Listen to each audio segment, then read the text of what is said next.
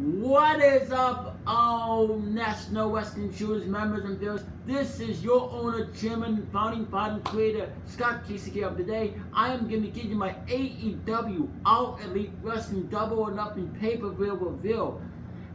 And I'm so happy, and I'm so glad I paid $60 for this because it was worth $60. What a show! This made me feel like a wrestling fan again, back in the Attitude Era. It had so many Attitude Era vibes. But anyway, let's begin with the review, shall we? Okay. The commentators for the show were former WWE commentator Jim Ross, the greatest commentator of all time, Alex Marvez, and Excalibur. And they did a phenomenal job, especially Jim Ross. Okay, let's begin with the show, shall we? Here we go. The pre-show match was Hangman Adam Page won the Casino Battle Royal. The final four were Adam Page, MJF, Luchasaurus, and Jimmy Havoc. Luchasaurus eliminated Havoc with a big boot. Adam Page pulled down the ropes to eliminate Luchasaurus. MJF tried to sneak up and eliminate Page from behind, but Hangman Adam Page recovered, hit a clothesline and tossed MJF to win the match. Adam Page will move on to face the winner of the Chris Jericho vs. Kenny Omega in AEW's first World Championship match. What a battle royal was. I really enjoyed it. I like the steel chairs. I like seeing Tommy Dreamer in there. That was a surprise. I liked seeing the Perfect 10 Ty Dillinger in there. A lot of surprises. This was definitely one hell of a battle royal. I really enjoyed it. Yeah. And then after that,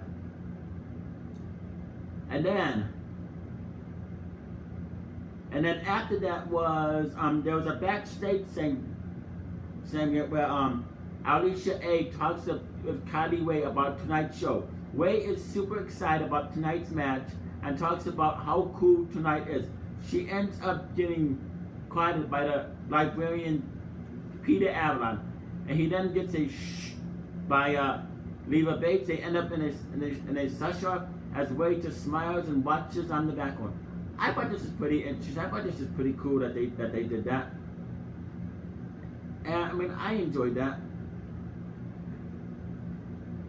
And then Kip Sabian defeated Sammy Guevara. Sabian blocked a 630 senton with his knees and hit the Deathly Hallows finisher to win the match. I thought this was an okay match. I enjoyed this. I liked this. This is a really enjoyable match. And, I didn't have a problem with it. And then after that came AEW pay-per-view. But that's when Jim Ross joined Alex Marvez and Excalibur on commentary for the rest of the show. So then after that match, then after the Sammy Guevara versus Kip Sabian match at the pay-per-view, outside, and that's when Jim Ross makes his way to the announcer table. We get a vignette for Sadie Gibbs showing off some of her skills in the ring, and then outside a pickup truck rolls up. We see Phil Wheeler first, then Brandy Rhodes, and finally Cody Rhodes. He sips some coffee, gives Brandy a kiss, and heads in. Inside, Kenny Omega is apparently watching the show on a laptop and gives the camera a big thumbs up. Matt Jackson is walking around backstage and meets Michael Nakazawa. Matt tries to put on a friendly face, but then gets angry as he heads off. Nick asks him if he's okay. Matt says yeah. Matt and Nick ask for their credentials. Nick super kicks the guys and papers fly. I liked that. I thought that was funny. I enjoyed it. And then the group comes out to hype up the crowd. Cody goes to welcome the crowd. Matt takes the mic. Nick grabs it. Kenny then snatches it away to welcome the crowd. AEW new chant from the crowd. Matt says it's so cool to see 20,000 people. Cody says it's more like 13K. Matt Matt says it's pro wrestling. You wound up. Cody goes along and with it and says they set the attendance record with 20K fans. Brandy notes that this is the first century inclusive event in wrestling history. Cody Rhodes says this is a revolution. We fade to black. Like before the match, SCU does their best worst town bet, but Las Vegas might be their favorite worst town. Daniels does a little singing and Kazarian gets a SCU from the crowd. I like it. I like the hype up. I like seeing Cody Rhodes because he is I like seeing the Young Bucks, Kenny Omega. I mean this is just a really good way to hype the show. And I also like seeing the pyro too. It was really good to see the pyro because that's what's missing from WWE. Wrestling is not wrestling without pyro. With pyro, wrestling is wrestling. So that was a great moment. And then the match started. SCU, Christopher Daniels, Scorpio Sky, and Kazarian versus Strong Hearts, but Seema, T-Hawk, and Al Lindemann. Daniels pinned Lindemann after a best Meltzer ever moonsault tombstone combination. Pretty decent match. I thought this was a pretty decent match. I liked it.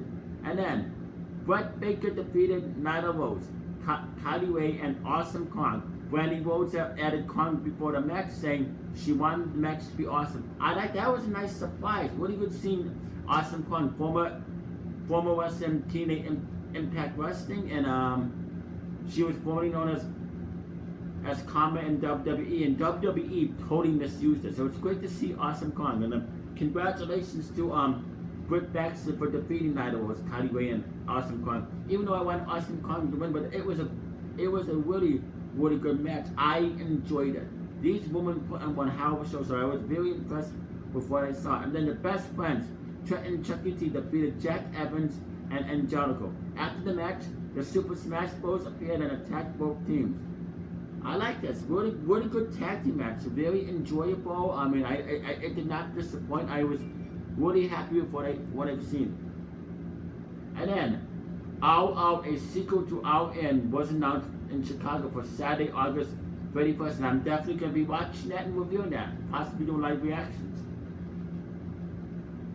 Okay, and then match number 6. It was Hikaru Bushida, Riho Abe, and Ryo Mizunami defeated Jakong, Yuka Sakazaki, and Emi Sakura. Shida won the match for a team with a running knee strike on Sakawa. I like this match. Another enjoyable match. I thought all these women put on one hell of a match, and they did. They put on a good match. I was very impressed. AEW. I mean, AEW is already getting me hyped up, and for this pay-per-view. So yeah, this was a really good match, and congratulations to Hikaru Yoshida, Riho Abe, and Ryo Mizunami, however she pronounced it, defeating Aja Kong, Yuka Sakazaki, and Emi Sakura. Really good match. I mean, these women, they definitely have talent. I definitely see something big going for these performers. And then match of the night. Cody, the American Nightmare, Cody Rhodes. Cody defeated Dustin Rhodes, his brother. Dustin Rhodes, formerly known as Goldust in WWE. Cody used a sledgehammer to destroy a Triple H from during his entrance, which I thought was really funny. I like that. Dustin bled a ton during a long back and forth match. Cody hit a vertebrae but wouldn't let the referee count. Dustin out for 10 minutes. Cody then hit the crossroads to win the match. Afterward, Cody told Dustin he doesn't get to retire here because he signed to face the Young Bucks, and he needs his older brother by his side. A true hug. What a match! All I gotta say for this match. Wow. Generation versus generation. Cody Rhodes, the American Nightmare, Cody Rhodes versus Dustin Runnels, his own brother. I mean, WWE didn't really have the balls to to book this match. I mean, AEW did this match right. They did this match right. What a match. Lot of great spots in this match. I love how Dustin Rhodes bled. Yes, brother versus brother. But I mean, this is how you book a brother versus brother match. Unlike not like how WWE does, but this is just perfect. I love this match. I mean, and I loved how they hugged. I loved how Cody Rhodes told his brother Dustin Rhodes that or Dustin Rhodes how he didn't get to retire. And I'm looking forward to seeing the Cody and Dustin face the Young Bucks.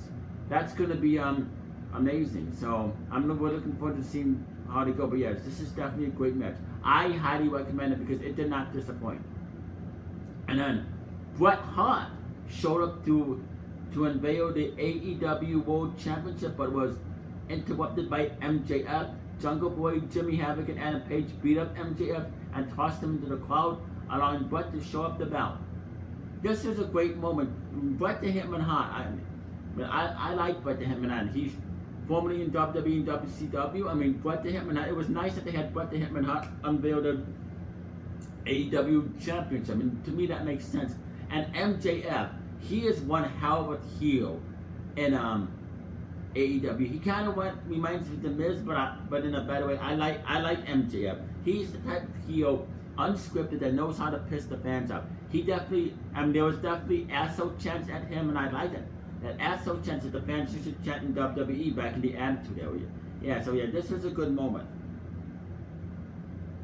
And I don't know if you can see, but this is Bret Hart reviewing the new AEW Championship.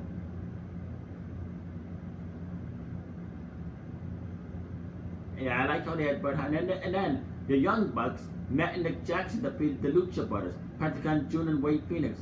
The Bucks won the match with a Meltzer driver on Phoenix. Really good match. I thought it kind of dragged on too long, but I was happy with what I saw. I was impressed with what I saw. So I like this. And then there was the main event. Chris Jericho defeated Kenny Omega. Jericho pinned Omega after the Judas Effect, a running back elbow strike. Jericho will next face Anna Page to crown the first ever AEW World Champion. After the match, Jericho cut a promo taking credit for AEW's success.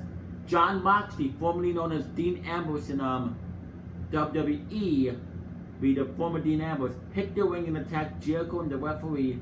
He then tried to attack Omega, but Omega fought back, and the two fought. They fought to the stage, and Moxley hit a DDT on Omega on the top of the giant poker chips, and then slammed him as well. I gotta say, wow. I had a hunch that John Moxley was gonna debut on AEW. I was glad he did. I'm looking forward to seeing John Moxley versus Kenny Omega. I really enjoyed this main event. Chris Jericho versus Kenny Omega. What a match.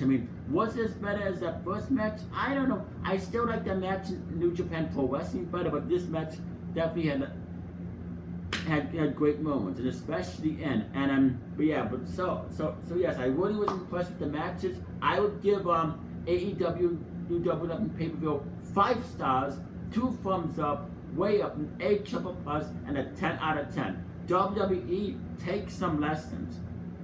Since I love the shots that they were taking at WWE, it was fun. There was even fuck WWE chants during one of the matches as well.